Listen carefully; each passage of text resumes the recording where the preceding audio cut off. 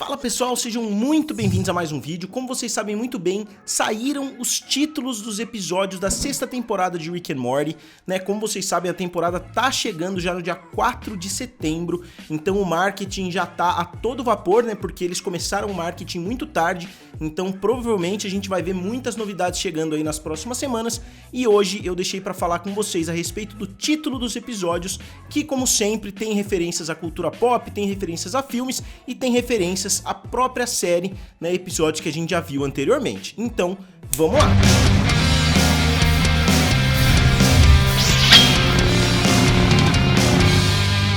Então pessoal, eu não vou ficar mostrando os Funko Pops aqui durante o vídeo todo. Se vocês quiserem, comentem aqui abaixo se vocês souberem o nome e o episódio que cada um desses personagens aparecem.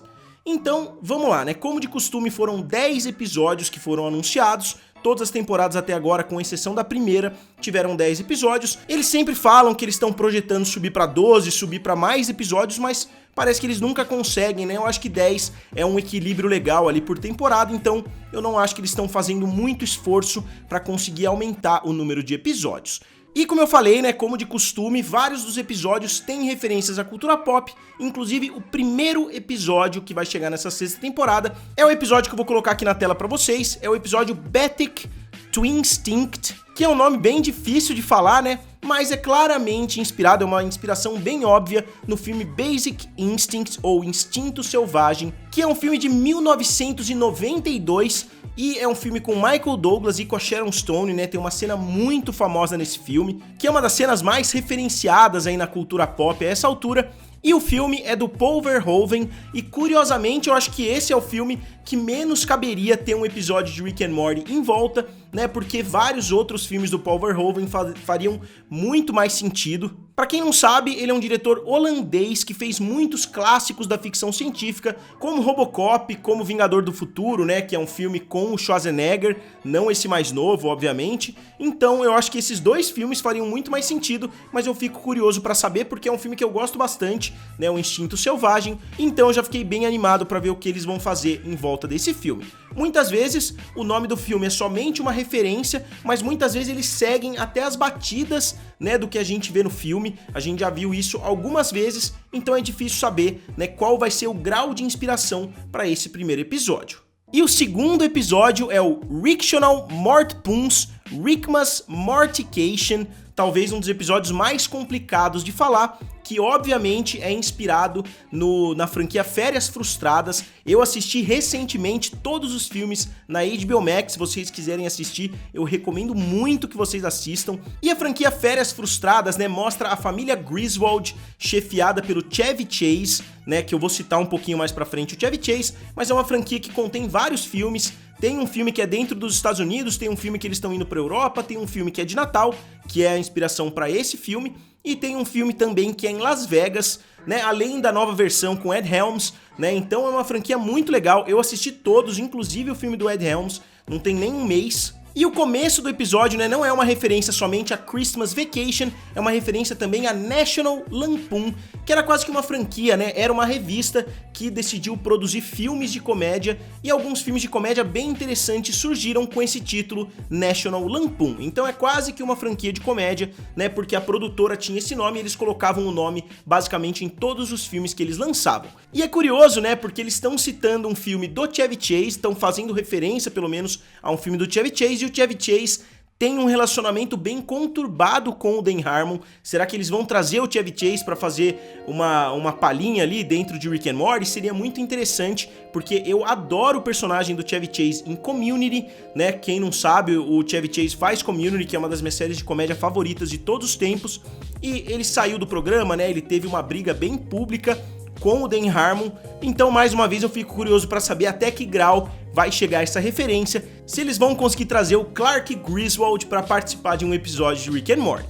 E aí o terceiro episódio da sexta temporada vai ser o Full Metal Jacket, né, que obviamente é inspirado em Full Metal Jacket, que não só é um filme do Stanley Kubrick, né, chamado Nascido para Matar, é um dos melhores filmes de todos os tempos, na minha opinião. Eu gosto muito de toda a filmografia do Stanley Kubrick, é um diretor que eu assisti muitas vezes a filmografia completa dele, porque ele é um dos meus diretores favoritos, e Full Metal Jacket, né, ou Nascido para Matar, é um dos filmes mais brilhantes dele. Obviamente tem algumas mudanças muito grandes, né, praticamente no meio do filme. O filme acaba e começa um filme novo. Eu prefiro a primeira metade de Full Metal Jacket, mas o filme como um todo também é um filme genial, não só da guerra, como da parte psicológica, né, dos soldados, do treinamento e etc.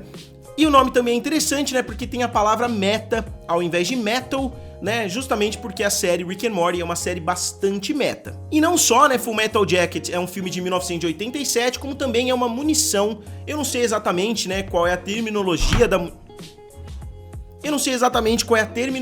dessa munição aqui no Brasil, mas é um tipo de munição, né, que tem uma cabeça de cobre, que perfura mais fácil os objetos, então o próprio nome do filme já é uma referência por si só. E é interessante que esse nome tem uma tradução esquisita aqui no Brasil, né, porque vocês vão ver pelo pôster que eu vou colocar aqui pra vocês darem uma olhada, o nome do filme é Full Metal Jacket, mas a gente tem os escritos Born to Kill, que é Nascido pra Matar, só que não é o nome do filme, então eles pegaram simplesmente uma frase que tá no pôster e traduziram como título original aqui no Brasil.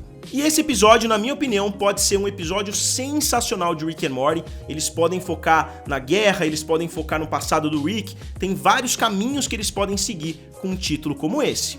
E depois, né, o episódio 4 traz o título Final Destination, que curiosamente não tem nenhum trocadilho, não tem Rick, não tem Morty, não tem nenhuma confusão, é somente Final Destination, que pra quem não sabe, são os filmes Premonição aqui no Brasil. Eu acho que são 5 a essa altura, são filmes que eu gosto bastante, eu acho que a premissa é muito interessante, né, eu assisti desde o primeiro no cinema, depois eu assisti todos os outros em decorrência disso, e eu gosto muito, né, tem aquela cena clássica do caminhão com os troncos de árvore. Quem nunca dirigiu, né, atrás de um caminhão daqueles e desviou, né, justamente para evitar que aquilo acontecesse? É realmente um filme que eu assisti várias vezes. Eu morava do lado de um trilho de trem, né, quem acompanha o canal há bastante tempo sabe muito bem disso. Eu sempre me lembrava daquela cena da placa que sai voando, né, de dentro dos trilhos do trem ali, corta o pescoço de um cara. Então é uma franquia muito interessante que eu acho que o Rick and Morty pode explorar muito bem. Talvez num episódio que eles vão pulando de realidade e vão morrendo porque é o destino deles, né? Eu não sei exatamente como eles abordariam essa premissa, mas que pode servir muito bem pra Rick and Morty, com certeza pode. E o primeiro filme é do ano de 2000, então eu tinha 10 anos, né, quando o primeiro filme foi lançado, e por isso eu acho que é um filme que me impactou tanto, né, porque eu assisti logo no lançamento. Talvez o primeiro eu não tenha assistido na sala de cinema, mas com certeza eu assisti logo que chegou em VHS, inclusive na época, e depois disso eu assisti todos os outros. E aí o quinto episódio vai ser uma referência à própria série Rick and Morty, que é o episódio Rick, A Mort Well Lived. Então não é a Life Well Lived, como o nome do jogo Roy, que a gente viu acho que no segundo episódio da segunda temporada, que é o episódio com o Chrombopoulos Michael. E o episódio se chama Morty Night Run, é o famoso episódio do peido, ou o episódio do Goodbye Moon Man. É um dos episódios mais clássicos da série, e é legal que, pelo que eu me lembre, é a primeira vez que a gente vê alguma coisa dentro da série virando referência pro nome de algum outro episódio. Então é interessante que a série já entrou, né, num liquidificador ali de metalinguagem, e agora eles já estão usando os próprios elementos da série como referências para os títulos. E é um episódio que pode trazer vários elementos diferentes, né? Eles podem criar muita coisa com essa temática. E avançando pro sexto episódio, ele vai chamar Night Family. Eu não entendi muito bem de todas as referências, né, das 10 referências, essa foi a única que eu tive que ir um pouquinho mais a fundo para pesquisar. E Night Family, na verdade, é uma referência a Night Gallery, que é uma série de 1969, né? Na verdade foi um filme que foi lançado, inclusive foi o primeiro projeto do Steven Spielberg como diretor. Ele lançou o piloto dessa série, que foi lançado como um filme, e depois a gente viu 3 temporadas dessa série, que era uma série irmã de Twilight Zone. Então, mais uma vez, parece que eles estão escolhendo a referência errada, né, digamos assim, pro nome do episódio, porque faria muito mais sentido um episódio de Rick and Morty inspirado em Twilight Zone, ao invés de inspirado em Night Gallery. As duas séries têm exatamente o mesmo criador, e as séries foram criadas mesmo com esse intuito. Enquanto a série Twilight Zone era uma série de ficção científica, Night Gallery era uma série de terror, então eu não sei se esse episódio vai ter uma pegada mais pro lado do terror, mas era também uma série de antologia. Antologia quer dizer que cada episódio era um mundo diferente, né? Cada episódio tinha uma narrativa diferente, você não estava seguindo sempre os mesmos personagens, sempre na mesma linha do tempo. E aí o episódio 7 da sexta temporada vai se chamar A Rick in King Mortus Mort, que é o filme da Disney de 1995, Um Garoto na Corte do Rei Arthur. É um daqueles filmes da Disney bem obscuros, que inclusive teve uma sequência lançada direto para DVD. Essa época não é a era de ouro em live action da Disney, é um momento muito importante para a empresa nos filmes animados, né? A gente estava vendo nessa época a renascença da Disney, mas os filmes live action eram realmente grandes porcarias, pelo menos nesse período, obviamente sem falar da Touchstone, né? Sem falar de outras bandeiras que a Disney também produzia filmes. E esse filme não me é estranho, né? Eu me lembro de ter visto esse filme na sessão da tarde, não sei, eu posso estar enganado, porque faz muito tempo, provavelmente eu assisti quando era criança. E se eu tiver que apostar, eu apostaria que é mais um episódio que a gente vai ver o Morty decidindo o rumo da história. Como a gente já viu no episódio dos Gigantes, como a gente já viu no episódio dos Vindicators, alguns episódios o Morty toma as decisões, o Morty decide qual aventura, né, eles vão fazer naquela semana, então eu acredito que esse pode ser um daqueles episódios. E o oitavo episódio é o episódio Solarix, que é uma óbvia referência ao filme Solaris, de 1972, que é um filme soviético, inclusive do Tarkovsky. Faz muito tempo que eu assisti esse filme. Eu assisti esse filme mais ou menos na mesma época que eu falei que eu tava fissurado nos filmes do Stanley Kubrick. Eu tava assistindo várias e várias vezes o filme Uma Odisseia no Espaço. E eu li, né, eu tava lendo bastante reportagens a respeito, que o Tarkovsky fez esse filme meio que em resposta ao Uma Odisseia no Espaço, porque os filmes têm temáticas parecidas, e é curioso, né, que o Tarkovsky não gostava do Uma Odisseia no Espaço, enquanto o próprio escritor do livro que ele baseou o filme Solaris não gostava do filme. Então a gente vê que é muito difícil, né, para um artista apreciar muito a obra de outro artista, tanto que a gente vê um gênio como Stanley Kubrick, o Tarkovsky, que é outro gênio, não gostava do filme dele, ou não gostava, né, ou tinha algumas ressalvas com relação ao filme, e o escritor não gostou também do projeto que o Tarkovsky fez. É um diretor muito bom, né, soviético, que não produziu tantos filmes assim, ele tem acho que uns 5 ou 6 filmes só, eu já assisti a maioria deles, são filmes muito bons, você tem que ter muita paciência. Eu sempre falo pra vocês aqui no canal que eu tive uma época aí, dos meus 18 aos 22, 23 anos, que eu realmente assisti a grande maioria dos clássicos, eu peguei a lista dos 100 filmes do IMDb e assisti.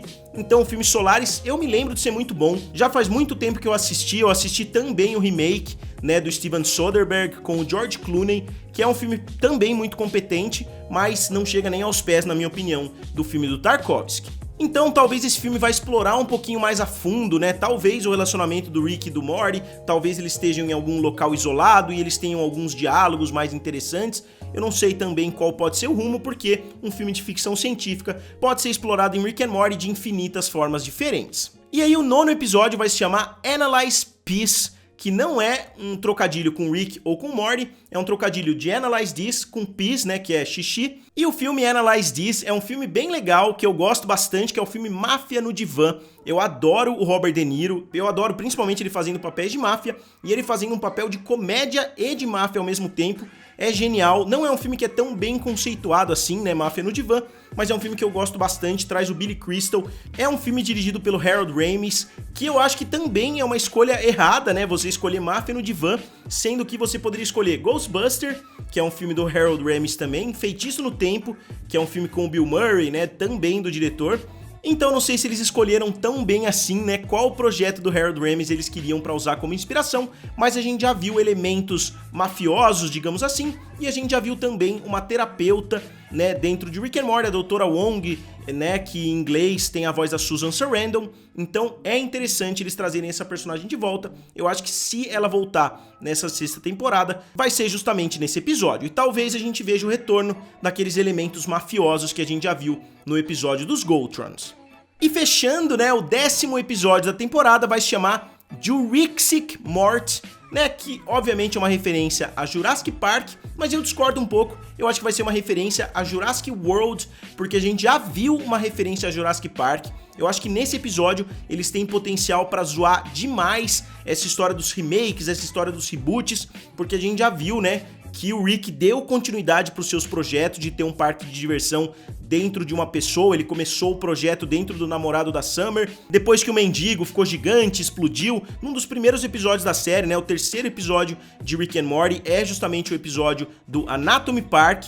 Então eu não acho que eles estariam fazendo a mesma referência, né? Anatomy Park, uma referência a Jurassic Park, e Jurassic Morty, uma referência a Jurassic World. Eu acho, pelo menos, que é esse o caminho que eles vão tomar. E tem muito potencial cômico e talvez a gente veja um final épico para essa temporada dentro de um parque de diversões, que com certeza seria uma ideia muito boa também. Então, pessoal, eu acho que é isso, né? Eu não quero estender o vídeo muito também para vocês, tem mais alguns elementos que eu vou abordar em outros vídeos aqui no canal. Então, como sempre, se tem alguma coisa que eu deixei passar, tem alguma referência, né, que eu não entendi, eu acho que dessa vez foram bem óbvias. Como eu falei, somente uma, que foi a da Night Family, né, que eu tive que dar uma pesquisadinha pra entender, né, qual poderia ser a possível referência, mas as outras 9 foram referências completamente óbvias, né, que eu não precisei pesquisar basicamente nada, eu só abri a lista aqui e já fui fazendo algumas anotações bem básicas a respeito dessas referências. Não foram as referências mais complexas do mundo, porque eu particularmente já tinha visto a maioria delas. Então, pessoal, como sempre, né, digam aqui nos comentários o que vocês acharam, curtam o vídeo e se inscrevam no canal. Valeu e nos vemos em breve.